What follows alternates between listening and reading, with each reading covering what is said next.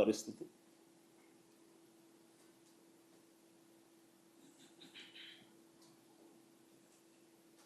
ఇంకో వైపున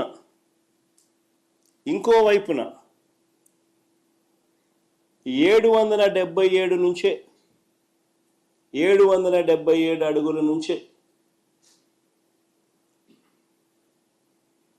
శ్రీశైలంలో ఎడమవైపు ఉన్న పవర్ హౌస్ ద్వారా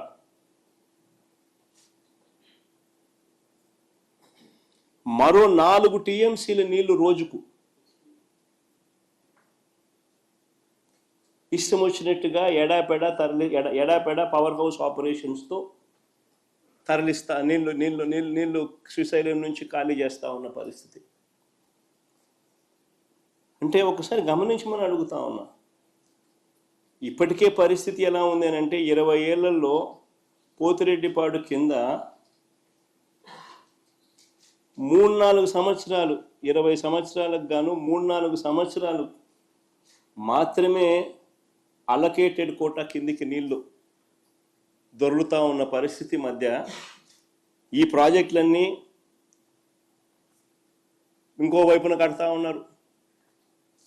పవర్ హౌస్లో ఇష్టం వచ్చినట్టుగా పవర్ హౌస్ అనేది ఎందుకు ఆపరేట్ చేస్తారో కూడా అర్థం కాదమ్మా. ఒకవైపున రాష్ట్రంలో ఇటువైపున ప్రజలు అల్లాడుతూ ఉంటే నీళ్లు లేక, అటువైపున యథేచ్ఛగా పవర్ను 777 అడుగుల నుంచి 4 టీఎంసీ నీళ్లు శ్రీశైలం నుంచి ఖాళీ చేస్తూ పవర్ హౌస్ ఆపరేట్ చేస్తారు. రోజుకు 8 టీఎంసీల నీళ్లు ఈ లిఫ్ట్లు అయితేనేమి, ఈ పవర్ హౌస్ అయితేనేమి, పవర్ హౌస్ ద్వారా అయితేనేమి శ్రీశైలం నుంచి నీళ్లు ఖాళీ అవుతా ఉన్న పరిస్థితి.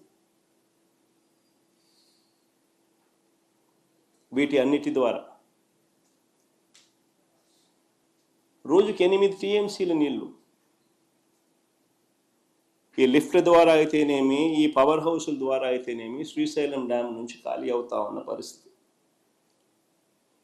మన రాష్ట్ర పరిస్థితి చూస్తే అటువైపున ఈ పరిస్థితి ఉంది, మరోవైపున మన రాష్ట్ర పరిస్థితి చూస్తే శ్రీశైలం డ్యామ్ ఆపరేషన్స్తో కిందకు తెలంగాణ వదిలేస్తా ఉన్న నీటిని మనం అడ్డుకోలేని పరిస్థితి.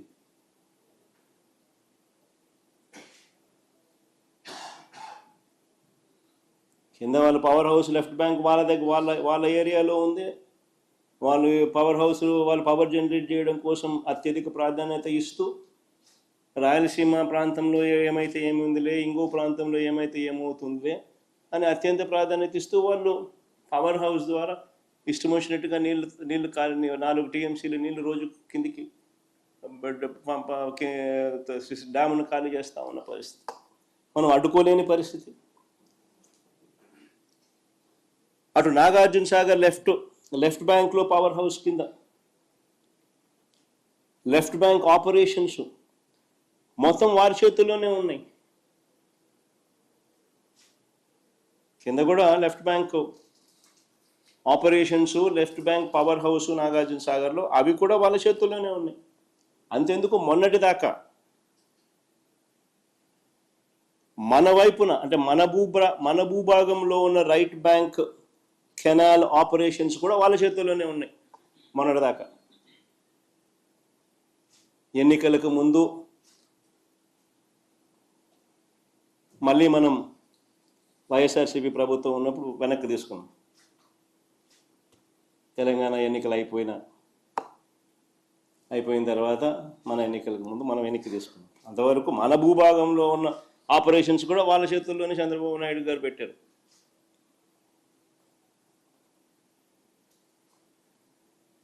నాగార్జున సాగర్ కిందున్న పులిచింతల ప్రాజెక్టు, దాంట్లో లెఫ్ట్ బ్యాంక్ పవర్ హౌస్, అది కూడా వాళ్ళ చేతుల్లోనే ఉంది.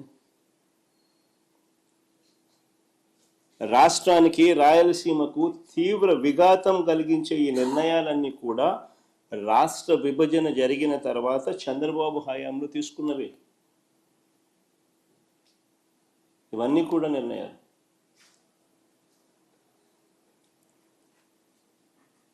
అటు చంద్రబాబు నాయుడు పరిస్థితి ఏంటి అని అంటే, ఓటుకు కోట్ల కేసులో ఆడియో వీడియోలతో అడ్డంగా దొరికిపోయిన చంద్రబాబు నాయుడు గారు నోరు మెదపలేని పరిస్థితి, నోరు మెదపని పరిస్థితి. కానీ అప్పట్లోనే మన రాష్ట్ర హక్కుల కోసం ప్రతిపక్ష నేతగా నేను అప్పట్లోనే కర్నూలులో జలదీక్ష కూడా చేశాను. చంద్రబాబు గారి మౌనం వల్ల శ్రీశైలం ఎగువ భాగంలో తెలంగాణ చేపట్టిన లిఫ్ట్ ప్రాజెక్టులు 2019 వైఎస్ఆర్సీపీ ప్రభుత్వం వచ్చే నాటికే చకచకా పనులు జరుగుతూ ఉన్న పరిస్థితి.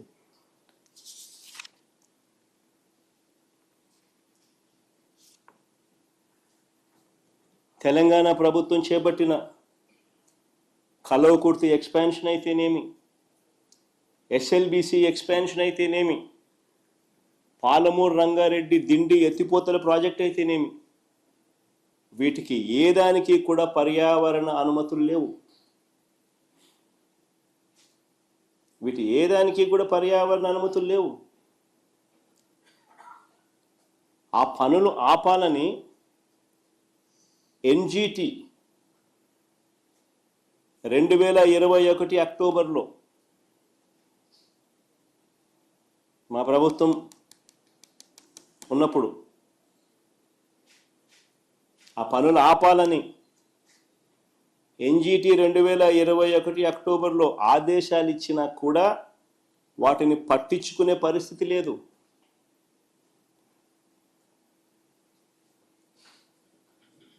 రెండు 2022లో ఎన్జిటి తెలంగాణకు 920 కోట్ల రూపాయల జరిమానా విధించింది.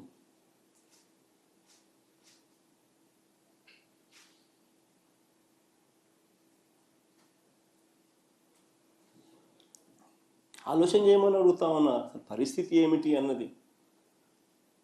ఒకవైపు చూస్తే తెలంగాణ లిఫ్ట్లో అయితేనేమి, తెలంగాణ పవర్ హౌస్ ఆపరేషన్స్ అయితేనేమి,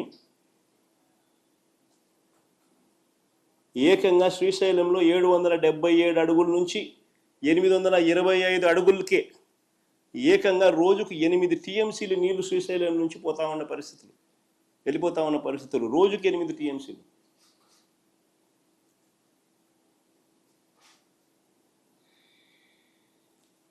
ఆంధ్ర రాష్ట్ర పరిస్థితి చూస్తే శ్రీశైలంలో మన పరిస్థితి ఏమిటి అని అంటే, ఫుల్ రిజర్వాయర్ లెవెల్ 881 అడుగులు అయితే 885 అడుగులు ఫుల్ రిజర్వాయర్ లెవెల్ అయితే,